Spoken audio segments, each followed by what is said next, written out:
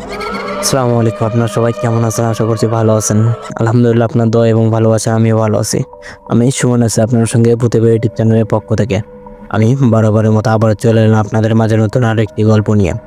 আজকের যে ঘটনাটি আপনাদের মাঝে তুলে ধরবো, এই ঘটনাটি মূলত আমার কাছে অনেক আগেই পাঠিয়ে দিয়েছিল। সময় স্বল্পতার কারণেই ঘটনাটি রেকর্ড করতে পারিনি। তবে ইনশাল্লাহ এবার ঘটনাটি রেকর্ড করে আপনাদের মাঝে ছড়িয়ে দেওয়ার সিদ্ধান্ত নিয়েছি। যাই হোক, ঘটনার কথা বাড়াচ্ছি না। আমাকে ঠিক যেভাবে ঘটনাটি পাঠিয়েছে আমি ঠিক ওইভাবে আপনাদের মাঝে প্রকাশ করার চেষ্টা করব ইনশাল্লাহ। যাই হোক, তখন সরাসরি মূল ঘটনায় চলে যাই।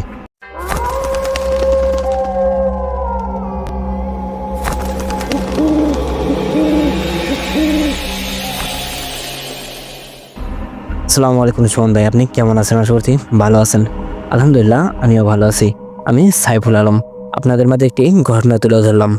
ঘটনাটি আশা করব ভালো লাগবে। এটা আমার নিজের সঙ্গে ঘটে যাওয়া একটি ঘটনা।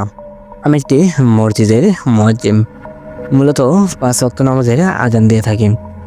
যাই হোক, আমার নিজের সঙ্গেই ঘটিত ঘটনাটি আমি সবার মাঝে ছড়িয়ে দিলাম।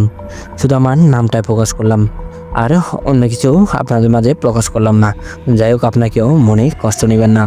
যাই হোক, চলুন সরাসরি মূল ঘটনায় চলে যাই। একদিন রাত্রে ঠিক ফজরের নামাজের সময় আমি ঘুম থেকে উঠেছি। উঠে আজান দিতে মসজিদ বিলে চলে যাই। হঠাৎ করে মসজিদে দরজাটা খুলতেই আমার কানে কিছু একটা শব্দ ভেসে এলো। আমি আর দেরি করলাম না, খুবই দ্রুত মসজিদের দরজাটা খুললাম। খুলতেই শব্দটা আরো গুরুতরভাবে আমার কানে বাজলো। কেউ একজন মসজিদের ভিতরে জিকির করতেছে। আমি তো শুনে অবাক হয়ে গিয়েছি। কত সুন্দর কণ্ঠ, খুবই জোরে জোরে জিকির করতেছে। আমি মসজিদের লাইট জ্বালালাম। লাইট জ্বালানোর সঙ্গে সঙ্গে জিকিরটা থেমে গেল। চতুর্দিকে বেশ ভালোভাবে দেখলাম, কিন্তু কেউই নেই। আমি আবার লাইটটা বন্ধ করলাম। হঠাৎ করে আবারও সেই জিকির চালু হয়ে গেল। আমি তাদেরকে আর ডিস্টার্ব করলাম না। আমি ওখানে বসে পড়েছি। তারা জিকির করতেছে, আমি শুনতেছি। শুনতে শুনতে এক সময় আমার মনে হলো কেউ একজন আমার কানের কাছে এসে জিকির করতেছে। আমি পিছন থেকে ঘুরে তাকালাম, দেখলাম কেউই নেই। আমার মনের ভিতর কিছুটা ভয় কাজ করতে লাগলো। আমার বুকের স্পন্দনটা বেড়ে গেল, বুকটা ধুকধুক করতেছে। তারপরও আমি ভয় পাচ্ছি না, ওখানেই বসে আছি। এদিকে প্রায় আজান দেওয়ার সময় হয়ে গিয়েছে। আমি আর দেরি করলাম না, ওখান থেকে উঠে সোজা মাইকের কাছে চলে গেলাম। যে মাইক্রোফোনটা হাতে নিলাম, নিয়ে আজান দিতে লাগলাম। আজান পড়ার সঙ্গে সঙ্গে সব কিছু যেন নিস্তব্ধ হয়ে গেল, কারোর কোনো সারা শব্দ নেই। আজানটা শেষ হওয়া মাত্র আবারও সেই জিকির শুরু। প্রায় 10 থেকে 12 মিনিট জিকির করতে লাগলো। হঠাৎ করে একটি লোক ভেতরে প্রবেশ করলো, আর সব কিছু আবারও নিস্তব্ধ হয়ে গেল, কারোর কোনো সারা শব্দ নেই। আমি এই বিষয়গুলো কাউকে কিছু বললাম না। আমি নীরবে একাই সহ্য করে গিয়েছি। আমার তো বেশ ভালোই লেগেছে, তবে সত্যি কথা বলতে মনের ভিতরে কিছুটা ভয় কাজ করলো। আমি নামাজটা শুরু করে দিলাম। নামাজ শুরু করার আগ পর্যন্ত অনেক লোকই নামাজে চলে এসেছে। আমি আর দেরি করলাম না, নামাজে দাঁড়িয়ে গেলাম। ফজরের নামাজটা আদায় করলাম, পরে ওখানে আমি বসে কোরআন শরীফ পড়তে লাগলাম। আমার মনে হলো আমার পিছনে কেউ একজন দাঁড়িয়ে আছে। পিছন দিকে ঘুরে দেখি কেউই নেই। আমরাও বুঝতে বাকি রইল না, এটা সেই জিনেদের কাজ। তবে জিনেরা ভালো ভালো ছাড়া খারাপ জিন এই মসজিদের ভিতরে এভাবে জিকির করতো না। আমি কোরআন শরীফ রেখে দিলাম, দিয়ে বাইরে চলে গেলাম। জোহরের আজান দিয়ে দিয়েছে। আমি দ্রুত চলে এলাম মসজিদে। এসে আজান দিয়ে নামাজ আদায় করলাম। সেদিনটা কেটে গেল। পরের দিন আবারও ফজরের আগে, এবার আমি আধা ঘন্টা আগে চলে এসেছি। আমার মনের ভিতরে কিছুটা ভয় কাজ করতেছে, তবে আমার কিছুটা সাহস জাগলো। আবার জানতে ইচ্ছে করলো ওরা কি আজকেও আসে নাকি। আমি আর দেরি করলাম না, চলে এলাম মসজিদে। মসজিদের দরজাটা খুলতেই আবারও সেই জিকির। আমার আর বুঝতে বাকি রইল না, এরা হয়তোবা প্রত্যেক দিনই আসে, তবে আমি হয়তোবা কোনো সময় দেখতে পারিনি। তবে এবার বুঝতে পারতেছি বেশ ভালোভাবে। এবার আর একজন নেই, এবার 3-4 জন আছে মনে হচ্ছে। কারণ অনেকগুলোই কণ্ঠ ভেসে আসতেছে, সবাই জিকির করতেছে। ওদের সঙ্গে আমিও বসে পড়লাম জিকির করতে। আমি ওদের সঙ্গে জিকির করতেছি। এদিকে ফজর আজান দিয়ে দিয়েছে। আমি ওদেরকে বললাম, আপনারা একটু চুপ থাকেন, আমি ফজরের আজানটা দিয়ে নেই। ওরা আর কোনো কথা বললো না, সবাই নিস্তব্ধ হয়ে গেল, সবাই চুপ করে আছে। আমি আজান দিয়ে দিলাম। আজান শেষে একজন মুসল্লি আমার মসজিদে এলো, তারপরে আরও একজন এলো। এরকম করতে করতে প্রায় 20-22 জন মুসল্লি চলে এসেছে। আমি ফজরের নামাজটা শুরু করলাম। ফজরের নামাজ পড়ে সবাই চলে গেল। আমি বসে থেকে কোরআন শরীফ পড়তেছি। এর ভেতরে হঠাৎ একটা লোক ভেতরে প্রবেশ করলো। ওই বলতেছে, জিকিরটা কেমন লাগলো? আমি বললাম, জিকির তো ভালোই, কিন্তু আপনি কে? আপনি কোথা থেকে দেখলেন? সে আর কোনো কথা বললো না। এদিকে সামনে কিছু একটা পড়ার শব্দ পেলাম। আমি সামনের দিকে তাকালাম, তাকে দেখলাম কিছুই নেই। আবার পিছন দিকে যখন ঘুরে তাকাই, তখন সেই লোকটি ওখানে ছিল না, সে উধাও হয়ে গিয়েছে। আমারও আর বুঝতে বাকি রইল না এটা সেই জিনের কার সাথে। আমি এ পর্যন্ত কাউকে কিছু বলিনি। সেদিন কেটে গেল। পরের দিন আবারও ফজরের আধা ঘন্টা আগে আমি মসজিদে পৌঁছে গেলাম। আবারও ঠিক সেই কণ্ঠগুলা, আবারও তারা এসে জিকির করতেছে। এবার তাদের পাশে বসলাম, বসে তাদেরকে অনুভব করার চেষ্টা করলাম, কিন্তু বুঝতে পারতেছে না তারা কোথায় বসে আছে। চতুর্দিক থেকে যেন আওয়াজ ভেসে আসতেছে। আমি তাদেরকে কোথায় খুঁজবো? যে জায়গায় বসেছি ওই জায়গায় হঠাৎ করে আমার হাতের ওপরে কেউ একজন মনে হলো হাত রাখলো। আমরা আর বুঝতে বাকি রইল না, আমার কাছে কেউ একজন বসে আছে। তাকে আমি আস্তে আস্তে বললাম, আচ্ছা আপনার নামটা কি? সে কোনো কথা বলে না। আমি আবার জিজ্ঞেস করলাম, ভাই আপনার নামটা কি বলবেন? সে কোনো কথা বলে না। হঠাৎ করে আমার মনে হলো পিছন থেকে কেউ একজন বলতেছে, নাম জেনে কোনো কাম নেই, আপনি যদি জিকির করতে চান তাহলে জিকির করেন, নাইলে আমাদেরকে ডিস্টার্ব করবেন না। আমি আর কোনো কথা বললাম না, ওদের সঙ্গে জিকিরে বসে গেলাম। জিকির করতে করতে আবারও ফজর আজান দিয়ে দিয়েছে। আমি আর দেরি করলাম না, দ্রুত উঠে ফজরের আজানটা দিয়ে দিলাম। তারা সবাই প্রতিদিনের মতো আজকেও নিস্তব্ধ হয়ে গিয়েছে। ফজরের নামাজ পড়ে আমি কোরআন শরীফ পড়তে লাগলাম। আমার মনে হলো কেউ একজন কোরআন শরীফ পড়তেছে পিছন থেকে ঘুরে তাকালাম, দেখলাম কেউই নেই। কিন্তু আমি তো স্পষ্ট শুনলাম কেউ তো একজন কোরআন শরীফ পড়তেছে।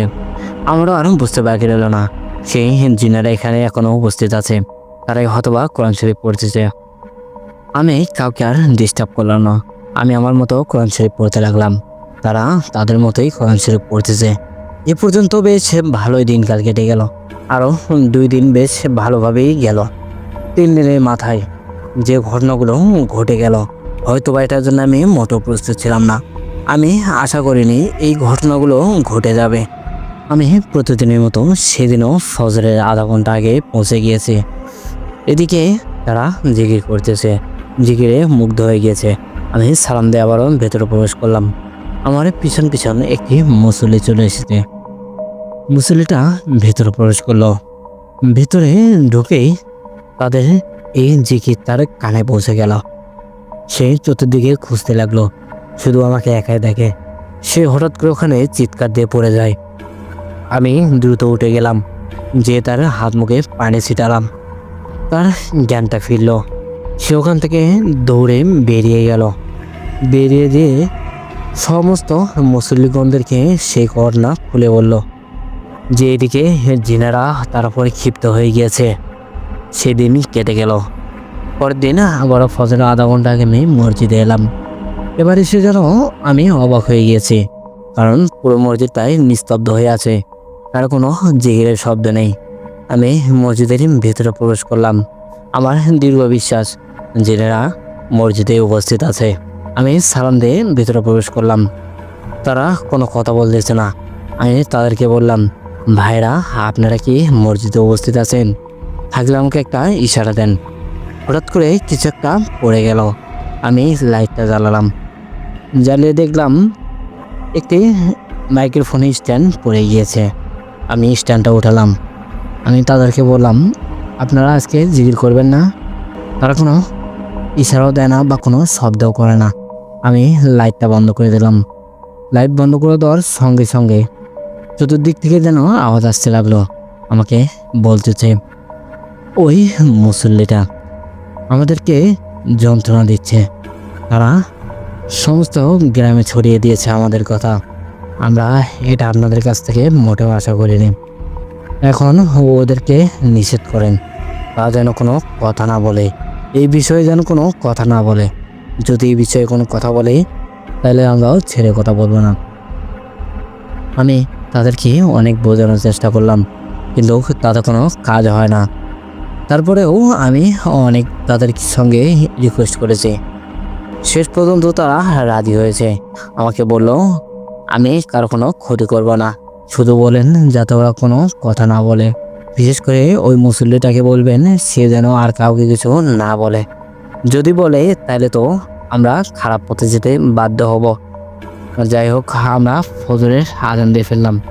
ফজরের নামাজ পড়লাম। নামাজ শেষে আমি একটা মিটিং ডাকলাম। সবাইকে এই বিষয়ে খুলে বললাম। তারা আর কোনো কথা বলল না।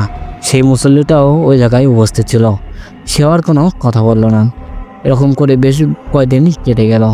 তারপর থেকে তাদের কোনো পাত্তাই পাওয়া যায় না, তারা কোনো জিকিরও করে না। আমার দীর্ঘ বিশ্বাস তারা মসজিদের আশেপাশে থাকে। আমি মসজিদের বক্স, তার মানে ইমাম সাহেব যেটাতে খুতবা দেয়, সেটাতে আমি আসতে বলে দিলাম যে আপনারা যদি মসজিদের ভিতরে বা মসজিদের আশেপাশে থেকে থাকেন তাহলে অবশ্যই আপনারা কাল থেকে জিকিরে আসবেন। আমি আপনাদেরকে জিকিরে দাওয়াত দিলাম। তারপরে আমি মসজিদ থেকে বেরিয়ে গেলাম। পরদিন ফজরের আগে আমি মসজিদে এসেছি। এসে দেখলাম তারা জিকির করতেছে। আমি সালাম দিয়ে ভিতরে প্রবেশ করলাম। ভিতরে প্রবেশ করে আমি তাদের সঙ্গে জিকিরে বসে গেলাম। এরকম করতে করতে বেশ ভালোই দিন কেটে গেল। এখন পর্যন্ত প্রত্যেক দিন তাদের সঙ্গে আমার সাক্ষাৎ হয়। যাই হোক, আমার ছোট্ট একটি ঘটনা আপনাদের মাঝে তুলে ধরলাম। যদি ভালো লাগে তাহলে অবশ্যই সবার মাঝে ছড়িয়ে দিবেন ভাই। আমি আর কথা বলছি না, আপনি ভালো থাকবেন। আল্লাহ হাফেজ। এই বলেই সাইফুল ভাই তার ঘটনাটি এখানেই শেষ করেছে। ঘটনাটি আমার অসম্ভব ভালো লেগেছে। ছোট্ট একটি ঘটনা হলেও ঘটনাটি খুবই শিক্ষণীয়। ইতিমধ্যে এরকম ঘটনা অনেক জায়গায় দেখা গিয়েছে। অনেক মসজিদেই এরকম ঘটনা ঘটে যেয়ে থাকে। অনেক মসজিদেই কোনো জিনকে নামাজ পড়তে দেখা যায়, আবার কোনো মসজিদে জিনদেরকে জিকির করতে দেখা যায়। এর আগে একটি ভিডিও দেখলাম। ভিডিওতে দেখলাম কয়েকটি জিন জিকির করতেছে। সেই জিকিরগুলো একটি মজ্জেমের কানে পৌঁছে যায়। মজ্জেমটি সরাসরি লাইভে দেখাচ্ছে। সেই ভিডিওটা দেখে আমার অসম্ভব ভালো লেগেছিল। তারপরে এই ঘটনাটি আমি এই ভাইয়ের কাছ থেকে পেয়ে গেলাম। ঘটনাটি আমার অসম্ভব ভালো লেগেছে। আপনাদের কেমন লাগলো অবশ্যই কমেন্টে জানিয়ে যাবেন। আপনারা যদি কখনো এরকম ঘটনার সম্মুখীন হয়ে থাকেন তাহলে অবশ্যই আমাকে কমেন্টে জানাবেন। সবাইকে জানার সুযোগ করে দিবেন। আর যদি ঘটনাটি আপনি শেয়ার করতে চান তাহলে অবশ্যই আমাদের কাছে পাঠিয়ে দিবেন। আমাদের ইমেল হোয়াটসঅ্যাপ নাম্বার ভিডিও ডেসক্রিপশনে পেয়ে যাবেন। আমরা মুসলমানের সন্তান। 5 ওয়াক্ত নামাজ পড়া আমাদের জন্য ফরজ। তাই আমরা সবাই চেষ্টা করব 5 ওয়াক্ত নামাজ পড়ার। এটা আমাদের দায়িত্ব। আমরা নিজেও নামাজ পড়বো, অন্যদেরকেও নামাজের প্রতি আগ্রহ জানাবো। বিশেষ করে বাচ্চাদেরকে আমরা সঙ্গে করে নিয়ে নামাজে যাব। তাদের প্রতি কেউ অবহেলা করবেন না, কারণ বাচ্চারা দুষ্টামি করে, ঠিক আছে। তাদেরকে বোঝান, তারা যাতে নামাজের প্রতি আগ্রহ হয়। তাদেরকে নামাজের প্রতি আগ্রহ করে তোলার দায়িত্ব আপনাদের। যাই হোক, আমরা ছোট বড় যারা এই মধ্যে ভিডিওটি দেখতেছি সবাই চেষ্টা করবো 5 ওয়াক্ত নামাজ পড়ার। যাই হোক, আমি আর কথা বাড়াচ্ছি না। একটি কথা বলে নিতে চাই, যদি আপনাদের কাছে এরকম ভয়ানক কোনো ঘটনা থেকে থাকে তাহলে অবশ্যই আমাদের কাছে পাঠিয়ে দিবেন। আমাদের ইমেল বা হোয়াটসঅ্যাপে পাঠিয়ে দিতে পারেন। আমাদের ইমেল অ্যাড্রেস bhutirpara00@gmail.com। আমাদের হোয়াটসঅ্যাপ নাম্বার 09621356008। আমাদের ইমেল বা হোয়াটসঅ্যাপ আপনার সঙ্গে ঘটে যাওয়া ঘটনাটি পাঠিয়ে দিতে পারেন। যাই হোক, আমি আর কথা বলছি না, বরাবরের মতো একটি কথাই বলতে চাই। আপনারা সবাই ভালো থাকুন, সুস্থ থাকুন। আল্লাহ হাফেজ। কে কে কে তুমি? চিনতে পারছো না আমাকে? কে আমি? না, চিনতে পারছি না তোমাকে। কে তুমি? উত্তর দাও, বলো তুমি কে? কে তুমি? অশরীরী কি?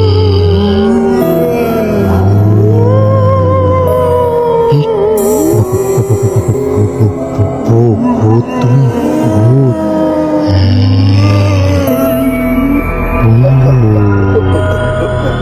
ভূতের বাড়ি, ভূতের বাড়ি।